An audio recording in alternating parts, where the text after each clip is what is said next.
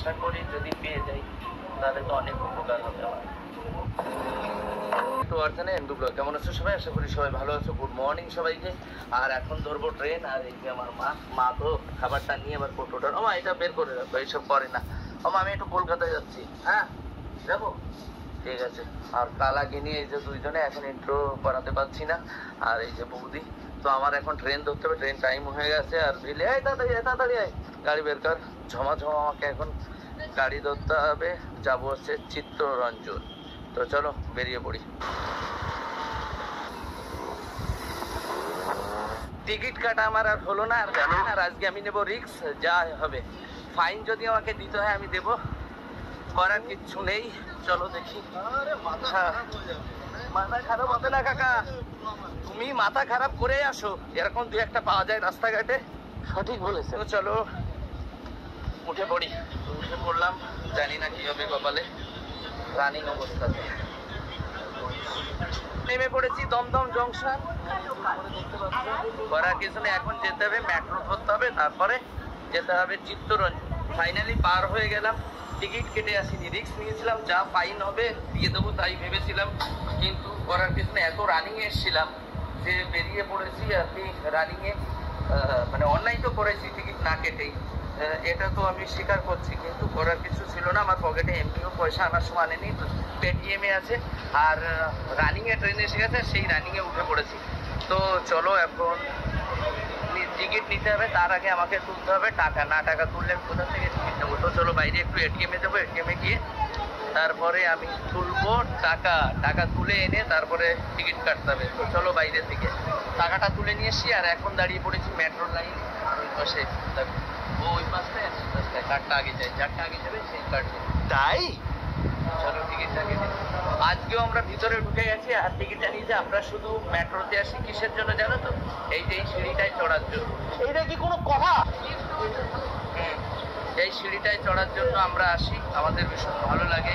আমাদের গ্রামে এসব নেই তো, তার জন্য আসি, তাই না? ভালো জানে, আমরা এই সিঁড়িটাকে ভীষণ ভালোবেসে ফেলেছি, এই জন্য আমাদের কলকাতায় আসতে হয় শুধু। তো চলো এখন গিয়ে মেট্রো ধরবো। আমরা দুজন এখন মেট্রোর অপেক্ষায় দাঁড়িয়েছি, কখন আসবে। আজকে কি গরম পড়েছে তোমাদের ত্রিপুরালিকা স্টেশনে? কি গরম রে আজকে? অধিকাংশ গরম।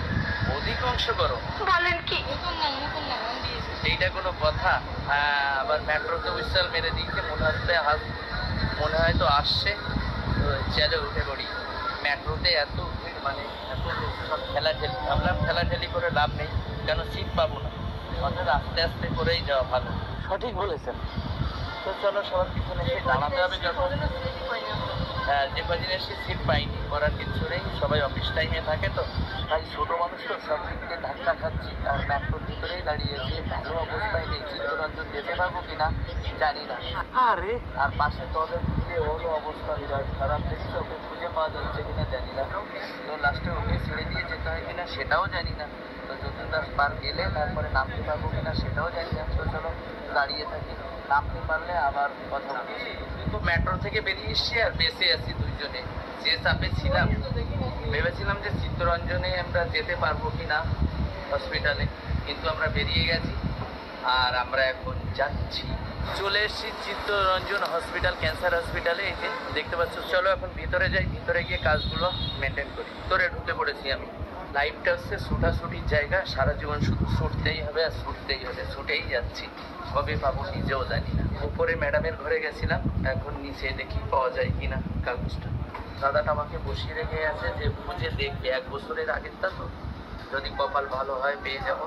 তো চলো একটু বসে নিই, আশা করি যদি পেয়ে যাই তাহলে তো অনেক উপকার হবে আমার। ফাইনালি আমার কাজটা কমপ্লিট হয়ে গেছে। আর যে দাদাটা আমার কাজগুলো করছিল আর কি, উনি প্রথমে বলছিল 1 বছর হয়ে গেছে, তো এটা হবে কিনা আমি জানি না। তারপরে দাদাটা সত্যি কথা কি মনের থেকে কাজ করে দিয়েছে, তাই আমার কাজটা কমপ্লিট হয়ে গেল। আর যত চিত্তরঞ্জনে স্টাফ আছে সবাইকে আমার থ্যাংক ইউ। মানে কি বলবো, চিত্তরঞ্জনে আমি যতদিন থেকেছিলাম আমাকে ভীষণভাবে সবাই হেল্প করেছে। তো যত স্টাফ আছে সবাইকে আমার থ্যাংক ইউ, আর সবাই ভীষণ ভালো। তো চলো এখন অমিতদার সাথে একটু কথা বলবো। যতটা মানে আমি অমিতদার জন্য ভীষণভাবে, মানে আমি কি বলবো, চিত্তরঞ্জনের সব স্টাফে ভীষণভাবে আমাকে হেল্প করে প্রথম থেকে। আর অমিত আমার একটা আলাদা সম্পর্ক বেড়ে গেছে অমিতার সাথে আমার প্রথম থেকে অমিতা আমাকে ভীষণভাবে হেল্প করে। আমি কাউকে পাঠালি সেটাও অমিতা হেল্প করে দেয়। তো অমিতাকে আমি কিভাবে ধন্যবাদ দেবো এটা দেওয়া আমার ঠিক না। মানে একদম একদম কাছের লোক। তো থ্যাংক ইউ। মানে কি বলবো, সত্যি যা কাজটা করে দিলে না, এখন বলছিল 1 বছরে তা কি করে হবে। তো আমি তো আসি, তুমি ভালো থেকো, বাড়ির সবাই ভালো থেকো। আর তোমাকে বলেছিলাম দিদিকে নিয়ে আমার বলেছিল আসি তাহলে তাড়াতাড়ি, তোমার কাজটা একদম তাড়াতাড়ি হয়ে গেল। আমি তো পাই, হ্যাঁ টাটা। ফাইনালি আমি হসপিটাল থেকে বেরিয়ে পড়েছি আর কাজটা হয়ে গেছে বলে আমার অনেক ভালো লাগছে। আর আমার সাথে কিছু দেখা করতে আসবে এক্ষুনি, তো আমি দেখা করব, তারপরে বেরিয়ে যাবো। একটুখানি আমাকে দাঁড়াতে হবে এইখানে। তো চলো একটু দাঁড়াই। যে দিদির জন্য আমি দাঁড়িয়েছিলাম বিনাদি, আর কি দিদি এই যে চলে এসছে। দিদি বাড়ি কোথায়? আমাদের বাড়ি নিউ টাউন নারকেল বাগান। নিউ টাউন নারকেল বাগান থেকে এসে একটু দেখা করব, তারপরে আমরা যা কাজবাজ আছে মিটিয়ে তারপরে বেরোবো। তো আমার কাজটা হয়ে গেছে বলে আমার ভীষণ আনন্দ লাগছে। তো চলো দিদির কাজটা কি আছে সেইটা করে দিয়ে আমি তারপর একটা কথা বলতে চাই, ভাইকে অসংখ্য ধন্যবাদ। আমি একবারই ফোন করেছি, আমার ফোনটা রিসিভ করেছে, আমার কিছু কান্না পাচ্ছে। না না কোনো ব্যাপার নেই, চলো আমি সবার জন্য এত ভালো যে সবাই ওনার পাশে থাকুন, আমিও থাকবো, আমার যত বন্ধু আছে সবাই ওনার পাশে থাকুন। কারণ আমার দুঃখের সময় উনি আমার পাশে দাঁড়িয়েছেন।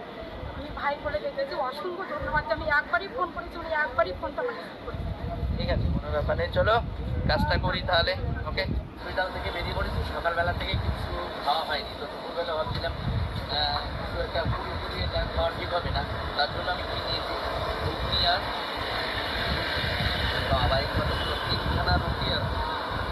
তো চলো এটা খেয়ে নিয়ে এখন ওই সাক্ষীদিকে আমি ফোন করেছিলাম 3বার, তুলে নিয়ে একবার মেসেজ করে দিয়েছি। যদি এই খাওয়ার ভিতরে তোলে তো যাবো, আর যদি না তোলে যাবো না। তো আমরা আছি যতীন দাস পার্ক, কান্তিদার সাথে দেখা হলো, এমপি ব্লগের পরিবার। তো চলো মেট্রোতে উঠে পড়েছি, এখন গিয়ে নামবো রবীন্দ্র সরোবর। চিনি না তো, কম কম শিখছি, একটু করে শিখছি। আরে এ টেনশনে থাকে সবসময়, কিন্তু আমার কোনো টেনশন লাগে না। হ্যাঁ এটা হচ্ছে ব্যাপার। তো চলো রবীন্দ্র সরোবর নামি, তারপরে আমরা এখন রবীন্দ্র সরোবর থেকে বাইরের দিকে যাচ্ছি।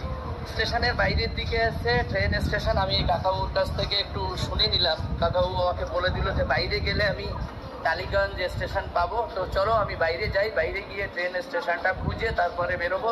তো কাকাবুর সঙ্গেই যাচ্ছি, যদি না পাই, ছোট মানুষ তো, পরে হারিয়ে গেলে তারপরে আমার মা কান্না করবে। ঠিক বলেছে, তাই কাকাবুকে সাথে নিয়ে যাচ্ছি। চলো যাওয়া যাক।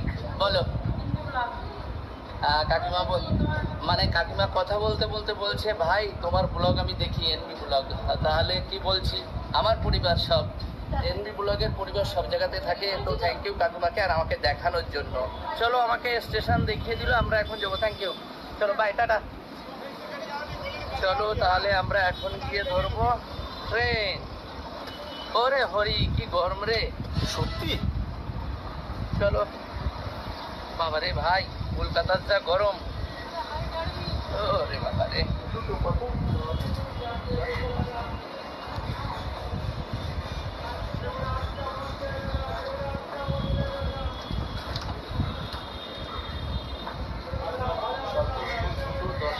আর আমরা এখন এসে কোথায়, টালিগঞ্জ স্টেশন।